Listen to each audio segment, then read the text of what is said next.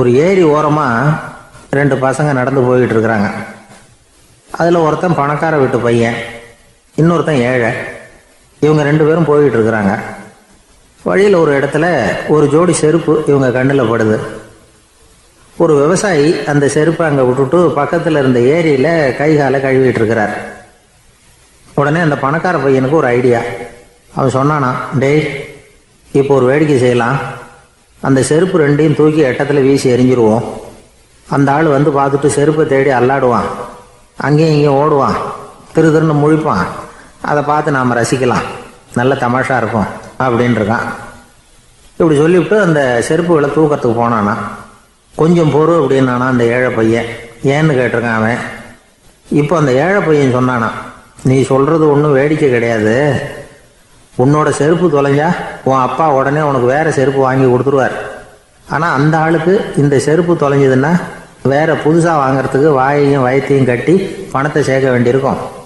அதனால் நான் ஒரு வேடிக்கை சொல்கிறேன், அது மாதிரி செய், அது இன்னமும் தமாஷா இருக்கும் அப்படின்னானா. எப்படி அது சொல்லுன்றிருக்கான் அவன். செருப்பு ரெண்டும் அது இருக்கிற இடத்துலையே இருக்கட்டும். உன் சட்டப்பையிலிருந்து ஒரே ஒரு ரூபாய் நாணயத்தை எடு. அதை அந்த செருப்பு மேலே அதோட குதிகால் பகுதியில் வச்சுட்டு நாம் ரெண்டு பேரும் அந்த மரத்துக்கு பின்னாடி ஓடி போய் மறைஞ்சு நின்றுக்குவோம். அப்புறம் பாரு வேடிக்கையே அப்படின்னா. அதே மாதிரி ரூபா காசு செருப்பு மேலே வச்சுட்டு இவங்க ரெண்டு பேரும் மறைஞ்சு நின்றுக்கிட்டாங்க. கொஞ்ச நேரத்தில் அந்த விவசாயி வந்தார். காலில் உள்ள மண்ணை தட்டிவிட்டு செருப்பை மாட்டுறதுக்காக போனார். அங்கேருந்து காசு கண்ணில் போட்டுவிட்டுது. அவருக்கு ஆச்சரியமாக போச்சு. அதை கையில் எடுத்து பார்க்குறார். 4 பக்கமும் திரும்பி திரும்பி பார்க்குறார், யார் இதை வச்சுருப்பான்னு. கடைசியில் ஆகாயத்தை பார்க்குறார். ஆண்டவா, இது உன்னோட கருணை தான். நீ தான் யாரோ புண்ணியவான் மனசில் தர்மம் பண்ணுற எண்ணத்தை உண்டாக்கி இருக்கிற. அந்த புண்ணியவான் நல்லா இருக்கணும் அப்படின்னு வாழ்த்தி அந்த காசை கண்ணில் ஒத்திக்கிட்டாரான். மறைஞ்சிருந்து பார்த்துக்கிட்டு இருந்த ஏழை பையன் இப்படி சொன்னான், பாத்தியா, உன்னை புண்ணியவான்னு வாழ்த்திக்கிட்டு போகிறார் அந்த ஆள். அவருக்கும் சந்தோஷம், அதை பார்த்து நமக்கும் சந்தோஷம். உனக்கு ரூபாங்கிறது ஒரு பெரிய விஷயம் இல்லை, ஆனால் அதனால் நமக்கு கிடைச்சிருக்கிற மகிழ்ச்சி ரொம்ப உயர்வானது அப்படின்னு நானும். வேடிக்கையும் கிண்டலும் இது மாதிரி அடுத்தவங்களுக்கு இடைஞ்சலாக இல்லாமல் இருக்கணும் அப்படிங்கிறார் கலைவாணர். ஆனால் பாருங்கள், அவருக்கே இடைஞ்சலாக வர்ற விஷயங்களை கூட அவர் வேடிக்கையாக தான் எடுத்துக்கிட்டாராம். ஒரு தடவை ஒருத்தர் கலைவாணர்கிட்ட வந்து, ஐயா, என் குழந்தை செத்து போச்சு அப்படின்னு சொல்லி அழுதாராம். உடனே இவர் அவருக்கு 100 ரூபா பணத்தை கொடுத்து, இந்தாங்க அடக்கம் செய்யுங்க அப்படின்னு சொல்லி அனுப்பி வச்சாராம். 1 வருஷம் கழித்து மறுபடியும் அதே ஆள் வந்திருக்கார். இவர் மறந்துருப்பாருங்கிற நினைப்புல, அண்ணே, என் குழந்தை இறந்து போச்சுண்ணே அப்படின்னாராம். இவர் மறுபடியும் 100 ரூபா கொடுத்து ஆறுதல் சொல்லி அனுப்பி வச்சாராம். 7-8 மாதம் கழித்து மறுபடியும் அதே ஆள் வந்திருக்கார். அவர் வாயை திறக்கிறதுக்கு முன்னாடியே இவர் 100 ரூபாய் அவர் கையில் வச்சு, போன 2 தடவை தான் குழந்தை செத்து போச்சு, இந்த தடவையாவது அதை சாகாமல் காப்பாற்றி விடு அப்படின்னு சொல்லி அனுப்பி வச்சாரா. அதுக்கப்புறம் அந்த ஆள் வர்றதே இல்லையா. ஒருத்தர் சாலை ஓரமாக அழுதுகிட்டு உட்காந்துருந்தான். பிச்சை எடுத்து சாப்பிட்ற ஒருத்தன் அந்த பக்கமாக வந்தான். இவனை பார்த்தான். ஏன் அழுதுகிட்டு உட்காந்துருக்கிற, என்னாச்சு உனக்கு அப்படின்னு கேட்டான். அதுக்கு இவன் சொன்னான், என்கிட்ட ஒன்றுமே இல்லை, நான் இந்த உலகத்தில் இருந்து என்ன பிரயோஜனம், அதனால தான் அழுதுகிட்டு இருக்கிறேன் அப்படின்னா. உன்கிட்ட மறைஞ்சிருக்கிற புதையல் என் கண்ணுக்கு நல்லா தெரியுது, அது உனக்கு புரியல, அதனால தான் அழுதுகிட்டு இருக்கிற அப்படின்னா. என்னது, புதையல் இருக்குதா, உன் கண்ணுக்கு தெரியுதா அப்படின்னு கேட்டான். ஆமாம், எனக்கு தெரியுது. அந்த புதையலை நீ விற்கிறதுக்கு தயாராக இருக்கிறியா அப்படின்னு கேட்டான் இவன். இதை கேட்டதும் அந்த இளைஞனுக்கு ரொம்ப ஆச்சரியமாக போச்சு. என்னது இப்படி கேட்குறானே அப்படின்னு. என்கிட்ட 1 காசு கூட இல்லையே, அப்படி இருக்கிறப்போ புதையல் எங்கேருந்து வந்தது அப்படின்னா. இந்த நேரத்தில் அந்த பிச்சைக்காரன் சிரித்தான். இப்படி தான் இந்த உலகத்தில் எல்லோரும் சொல்லிகிட்டு இருக்கிறாங்க, என்கிட்ட ஒன்றுமே இல்லை ஒன்றுமே இல்லைன்னு சொல்லி.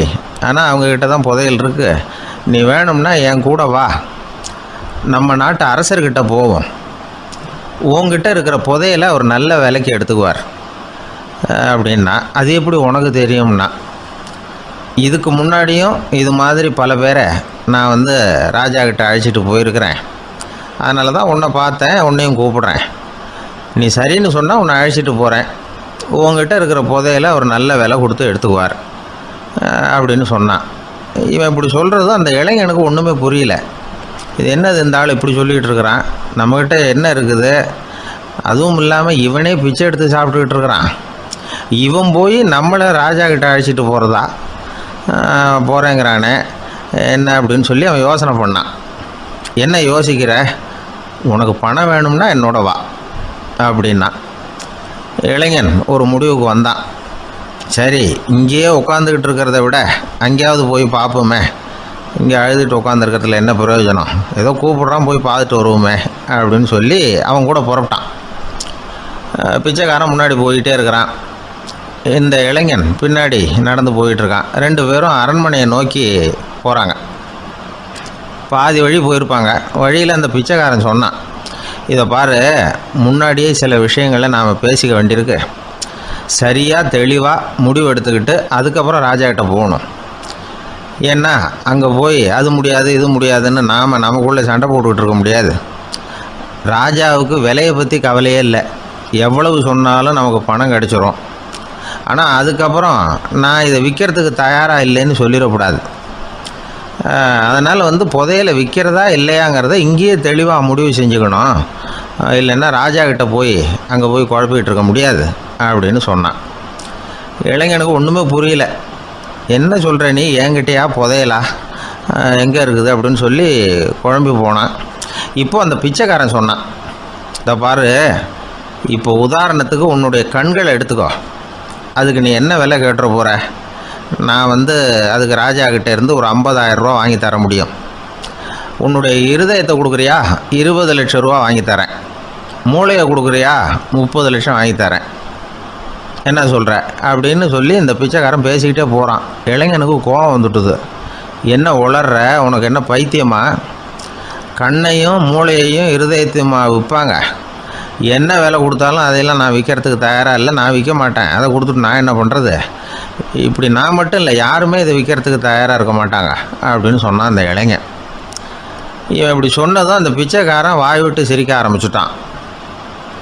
இப்போ பைத்தியமானது நானா நீயா, லட்சக்கணக்கான கோடிக்கணக்கான ரூபாய் பொறுமானம் உள்ள பொருள்களை உங்ககிட்டயே வச்சுக்கிட்டு விற்க முடியாதுன்னு சொல்கிற நீ தான் ஏழை, என்கிட்ட ஒன்றுமே இல்லைன்னு மரத்தடியில் உட்காந்து அழுதுகிட்டு இருக்கிறியே அப்படின்னு சொன்னான்.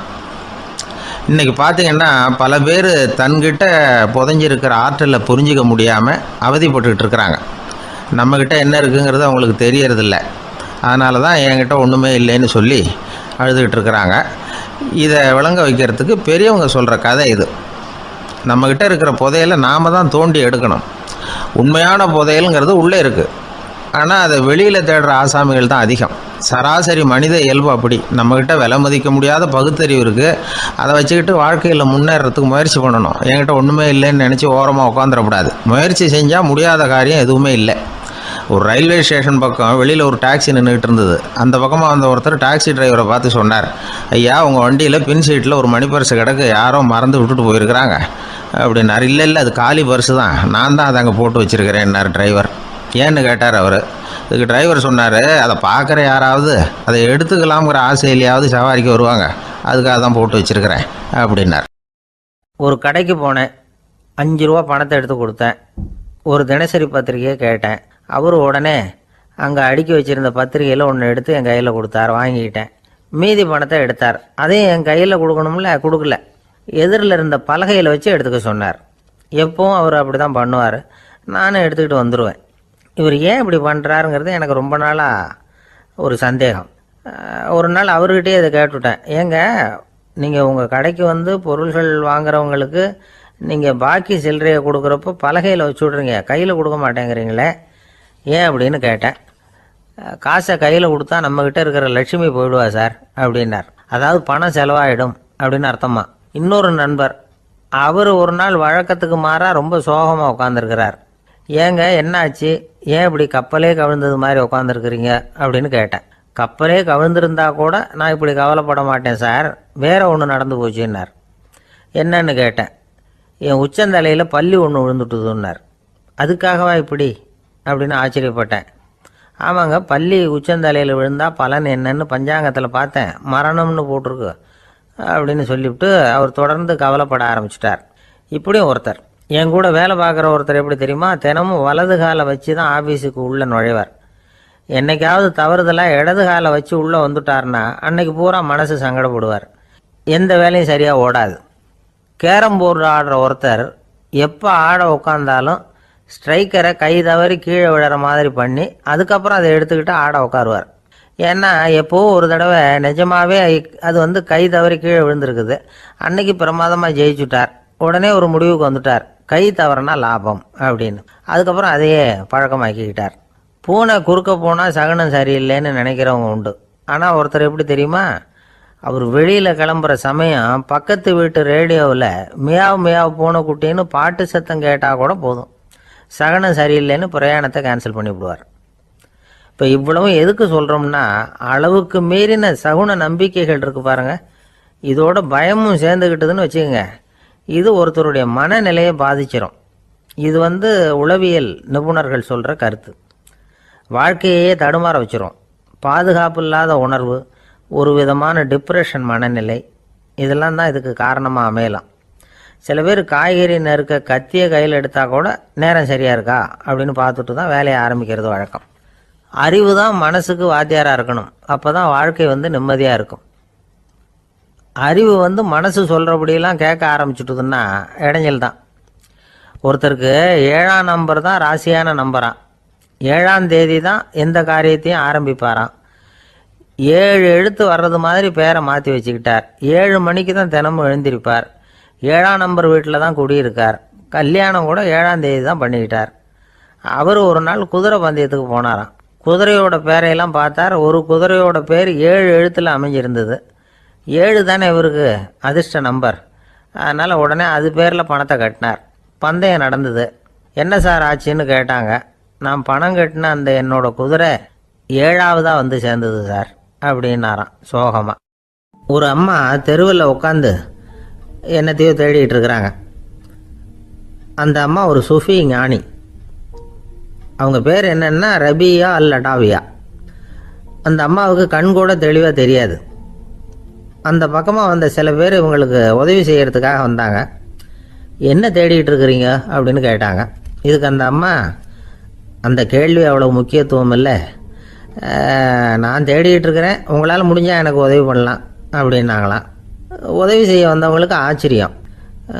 எதை தேடுறோங்கிறது தெரியாமல் இப்படி ஏன் நேரத்தை செலவழிக்கிறீங்க, நாங்கள் எப்படி உங்களுக்கு உதவ முடியும், எங்களுக்கு ஒன்றும் புரியலையே அப்படின்ட்டுருக்காங்க.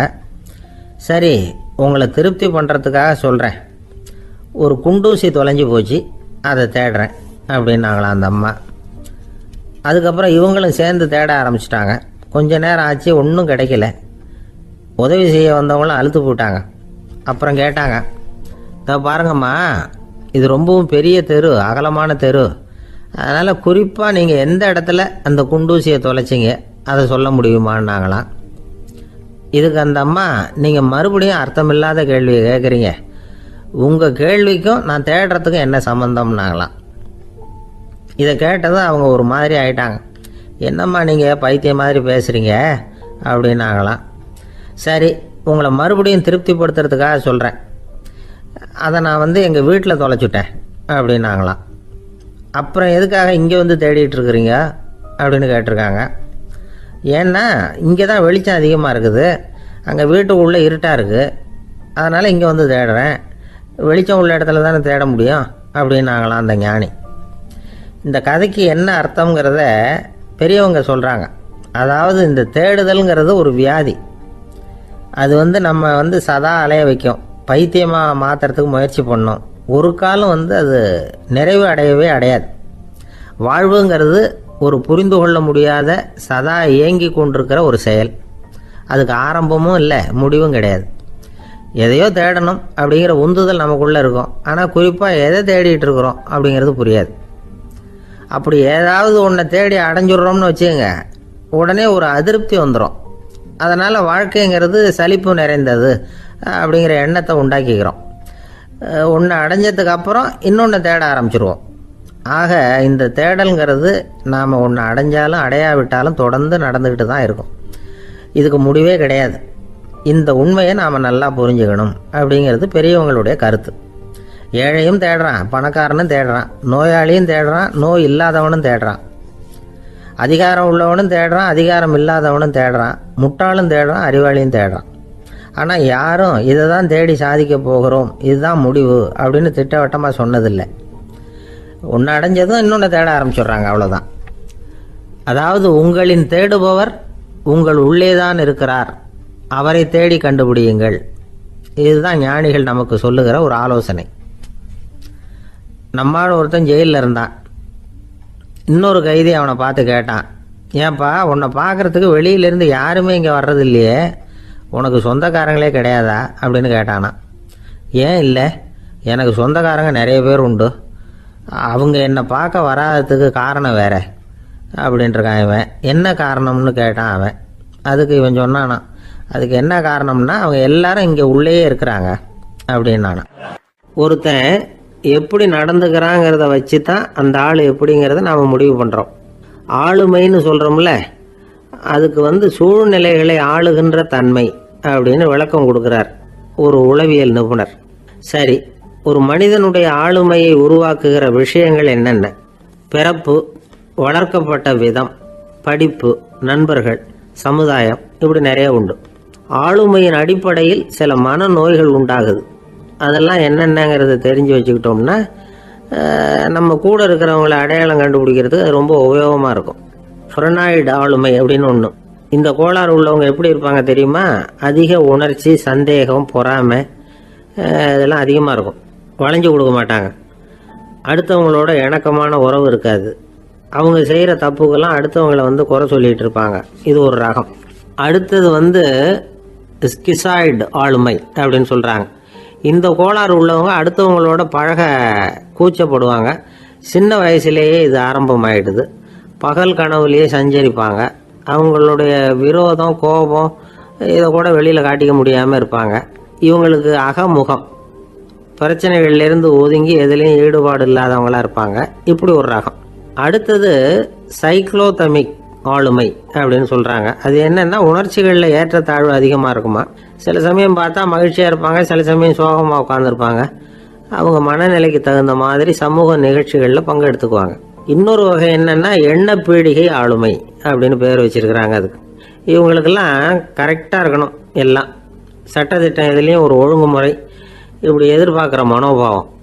இவங்க எதிர்பார்ப்புக்கும் வரன்முறைக்கும் மற்றவங்க கட்டுப்படணும்னு நினைப்பாங்க. இந்த நிலைமை நீடிச்சா என்ன ஆகும் தெரியுமா? அலைக்கழிக்கிற எண்ணங்கள் திரும்ப திரும்ப ஒரே செயலை செய்ய தூண்டுற மன தளர்ச்சிக்கு ஆளாயிடுறாங்க. அடுத்தது ஹிஸ்டீரியா ஆளுமை. சின்ன விஷயத்தையெல்லாம் பெருசுப்படுத்தி நாடகமாக்குற நடிகர்கள் இவங்க. உணர்ச்சி அதிகம் உள்ளவங்க. இவங்க மன எழுச்சியில் பக்குவமின்மை, குழந்தைத்தனம், முதிர்ச்சியின்மை எல்லாம் இருக்கும். தன்னலம் மிக்க குணம், பிறர் தன்னை மட்டுமே கவனிக்கணும்னு நினச்சி செயல்படுறது, இதெல்லாம் இவங்க அடையாளம். அடுத்த ரகம் எப்படின்னா வளர்ச்சியற்ற ஆளுமைன்னு சொல்கிறாங்க. அடுத்தவங்களோட இணங்கி போக முடியாதவங்க, அறிவு, மன எழுச்சி, சமூக உறவு இதில் எல்லாம் போதுமான வளர்ச்சியையும் நிறைவையும் பெற முடியாதவங்க. இவங்களால வாழ்க்கையில் முன்னேற முடியாது. பிச்சைக்காரங்க, குற்றவாளிகள், இவங்ககிட்டெல்லாம் இது மாதிரியான ஆளுமை அதிகமாக இருக்குமா. அடுத்தது என்னென்னா சோர்வுடைய ஆளுமை. எதுலேயும் உற்சாகம் இல்லாமல் சோர்ந்து போயிருப்பாங்க. அதுக்கெல்லாம் நமக்கு வலிமை இல்லைப்பா அப்படின்னு சொல்லிட்டு இருப்பாங்க. சின்ன விஷயங்களுக்கெல்லாம் அதிர்ச்சி அடையிறது, வாழ்வின் சுவையை அனுபவிக்க முடியாதவங்க. இன்னொரு ரகம் இது கொதித்தெழும் ஆளுமைங்கிறாங்க. எதுக்கு எடுத்தாலும் ஆத்திரம், குரோதம், வன் செயல் இதுலெல்லாம் ஈடுபாடு, இப்படி உள்ளவங்க. நத்தை வகை ஆளுமை அப்படின்னு ஒன்று. அடுத்தவங்க மேலே விரோதம் இருக்கும், அடிக்கணுங்கிற எண்ணம் இருக்கும். ஆனால் அதை அப்படியே வெளியில் காட்டாமல் அதே சமயம் அமைதியான முறையில் வெறுப்பை வெளிக்காட்டுற ரகம். இவங்கெல்லாம் பேசாமல் கம்முன்னு இருந்துக்கிட்டே நினைச்சதை நிறைவேற்றிடுவாங்க. முன்ஜாக்கிரதை ஆளுமை அப்படின்னு ஒரு ரகமா. பாதுகாப்பின்மை, சந்தேகம், முழுமையின்மை, அறவேக்காட்டுத்தனம் இந்த மனப்போக்கு அதிகமாக இருக்கிறதுனால அகம்பாவம், புடிவாதம், எச்சரிக்கை எல்லாம் அளவுக்கு மீறி இருக்கும். இதுவரைக்கும் நாம் பேசிக்கிட்டு இருந்த ஆளுமை பண்புகள் அளவுக்கு அதிகமாக போயிட்டுதுன்னா ஆளுமை கோளாறுகள் ஏற்படும். அதன் அடிப்படையில் மனவியாதிகள் வருமா. அதனால் இணக்கமான, எல்லாரும் விரும்புகிற இயல்பான ஆளுமையை பெறுவதற்கு நாம் முயற்சி செய்யணும் அப்படிங்கிறது மனோதத்துவ நிபுணர்களுடைய ஆலோசனை. ஒருத்தர் ஒரு மனோதத்துவ டாக்டரை தேடிட்டு வந்தாராம். டாக்டர், எனக்கு மனசில் ஏதோ வியாதி, ஆளுமை கோளாறு, அதாவது எனக்கு சீக்கிரமாக செத்து போனால் தேவையில்லைன்னு தோணுது அப்படின்னாராம். உடனே அந்த டாக்டர், சரி அப்படின்னா இங்கே இருங்க, நான் வைத்தியம் பார்க்குறேன் அப்படின்னாராம். ஒருத்தர் ரொம்ப அவசரமாக போயிட்டு இருந்தார். எங்கே சார் போகிறீங்கன்னு கேட்டோம். எனக்கு வேண்டியப்பட்ட ஒருத்தருக்கு குழந்தை பிறந்திருக்கிறதாக செய்தி வந்திருக்கு, அதுதான் ஆஸ்பத்திரிக்கு போயிட்டுருக்கேன், பார்த்துட்டு வரலாம்னு அப்படின்னார். அப்படின்னா கொஞ்சம் இப்படி உட்காருங்க அப்படின்னோம். சில விவரம்லாம் சொல்கிறேன், கேட்டுட்டு போங்க அப்படின்னோம். உட்காந்தார். அப்புறம் சொல்ல ஆரம்பித்தோம். புதுசாக பிறந்திருக்கிற ஒரு குழந்தைய பார்க்க போகிறதுன்னா அது சாதாரண விஷயம் இல்லை. அதில் ரொம்பவும் கவனமாக நடந்துக்கணும். புது குழந்தைக்கு நோய் சுலபமாக தொற்றும். முக்கியமாக காற்று மூலமாக பரவுகிற நோய்கள் சுலபமாக வந்துடும். அதனால் நமக்கு உடம்பு சரியில்லைன்னா குழந்தைய விட்டு கொஞ்சம் தள்ளியே இருக்கிறது தான் நல்லது. பெரியவங்களை பொறுத்த வரைக்கும் சாதாரணமாக உள்ள ஒரு கிருமி கூட குழந்தைய பொறுத்த வரைக்கும் ரொம்ப மோசமான ஒரு கிருமியாக இருக்கும். சில வெளிநாடுகளில் எப்படி தெரியுமா, பிறந்த குழந்தை தூங்கிக்கிட்டு இருக்கிற ஒரு ரூமுக்கு போகணும்னா போகிறவங்க முகமூடி போட்டுக்கணும், காலணிகளை மாற்றிக்கணும், அவ்வளவு சுத்தமாக உள்ளே போய் பார்த்துட்டு வரணும். பொதுவாக சில ஆஸ்பத்திரிகளில் பார்த்தீங்கன்னா பார்வையாளர்கள் நேரத்தில் விசிட்டிங் ஹவர்ஸ் தாயை விட்டு குழந்தைய தனியாக பிரித்து வச்சுருவாங்க. எதுக்குன்னு நினைக்கிறீங்க? அந்த நேரம் பல பேர் வருவாங்க போவாங்க, அவங்க கை கால் சுத்தமாக இருக்காது. சுத்தம் இல்லாத கைகள் மூலமாக கிருமிகள் பரவும். சுத்தம் இல்லாத கைன்னா மண்ணு தூசி படிஞ்சிருக்கிற கை மட்டும் தான் அர்த்தம் இல்லை. சாலையில் கையை வீசிக்கிட்டு நடந்து வர்றீங்க, குழந்தைய பொறுத்த வரைக்கும் அது கூட சுத்தம் இல்லாத கை தான். தாயை தவிர மற்றவங்க குழந்தைய தூக்காமல் பார்த்துக்கிறது நல்லது. தாய் கூட அளவோட கொஞ்சிறதோட நிறுத்திக்கணும். புதுசாக ஒரு குழந்தைய பெற்றிருக்கிற பொண்ணுக்கிட்ட மற்ற தாய்மார்கள் ஏதாவது சொல்லிக்கிட்டே இருப்பாங்க. குழந்தைய அப்படி வளர்க்கணும் இப்படி வளர்க்கணும் அப்படின்னு ஏதாவது அட்வைஸ் பண்ணிக்கிட்டே இருப்பாங்க. இப்படி ஓவராக அறிவுரை பண்ணுறது அந்த பொண்ணை குழப்பி விட்டுரும். அதனால் அப்படிலாம் பண்ணக்கூடாது. அந்த பெண்ணே ஏதாவது கேட்டால் கூட டாக்டர் சொல்ல வேண்டிய விவரங்களை எல்லாம் நாமே சொல்லிக்கிட்டு இருக்கக்கூடாது. புதுசாக பிறந்திருக்கிற குழந்தைய மட்டும்தான் இப்படி பார்க்கணும்னு இல்லை. ஒரு நோயாளி குழந்தைய பார்க்க போகிறதுனா கூட ரொம்ப எச்சரிக்கையாக தான் நடந்துக்கணும். ஒரு தின்பண்டமோ விளையாட்டு சாமானோ அந்த குழந்தைக்கு நாம் வாங்கிட்டு போகிறதா வச்சுக்குவோம். அதை நேராக கொண்டுகிட்டு போய் அந்த குழந்தைகிட்டே கொடுக்கக்கூடாது. அதோட அப்பா அம்மா கிட்ட ரகசியமாக கொடுக்கலாம். அவங்க முடிவு பண்ணட்டும் குழந்தைகிட்ட அதை கொடுக்கலாமா வேண்டாமாங்கிறத. அவங்களுக்கு தான் தெரியும் அதோட மனசும் உடம்பும். உங்கள் அக்கறையை காட்டுறதா நினச்சிக்கிட்டு குழந்தை வாயில் எதையும் கொண்டுட்டு போய் போடாதீங்க. போகிறப்போ உங்கள் வீட்டு குழந்தையும் அழைச்சிட்டு போகாதீங்க. இது நோயை வாங்கிட்டு வந்துடும், அல்லது புதுசாக ஒரு நோயை அதுக்கிட்ட கொடுத்துட்டு வந்துடும். என்னதான் உங்களுக்கு பழக்கமான குழந்தையா இருந்தால் கூட அதுக்கு விருப்பம் இல்லைன்னா பேசக்கூடாது. அங்கே போய் அவங்க பள்ளிக்கூடத்தை ஞாபகப்படுத்திட்டு இருக்கக்கூடாது. நோயில் இருக்கிறப்ப ஸ்கூலை பற்றி பேச அது விரும்பாது. ஆஸ்பத்திரியை விட்டு வெளியில் புறப்படுறப்போ குழந்தைகிட்ட சொல்லணும்னு அவசியம் இல்லை. அதோட அப்பா அம்மா கிட்ட சொல்லிவிட்டு புறப்பட்டா போதும், குழந்தை கோபிச்சிக்காது. சமூக சம்பிரதாயத்தை பற்றி அது கவலைப்படுறதில்லை. இப்படி எல்லா விவரமும் நம்ம எதிரில் உட்காந்துருந்தவங்க கிட்ட சொல்லி முடித்தோம். ரொம்ப நன்றி சார் அப்படின்னு சொல்லிவிட்டு அவர் புறப்பட்டார். குழந்தைங்க கொஞ்சம் வளர்கிற வரைக்கும் தான் நாம் எச்சரிக்கையாக இருக்கணும்னு இல்லை, வளர்ந்த பிறகு இன்னும் எச்சரிக்கையாக இருக்கணும். ஒரு பையன் பள்ளிக்கூடத்துலேருந்து திரும்பி வீட்டுக்கு வந்தான். முகம் பூரா நகத்தால் கீறி இருந்தது.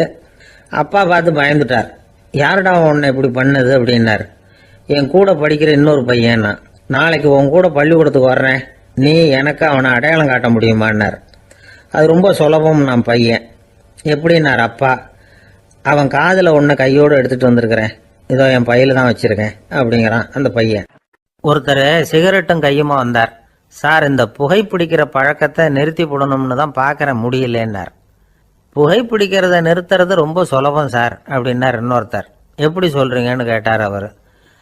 நான் கூட ஏற்கனவே 10 தடவை அந்த பழக்கத்தை நிறுத்தி இருக்கிறேன் சார் அப்படின்னார் இவர். இதுலேருந்து என்ன தெரியுது?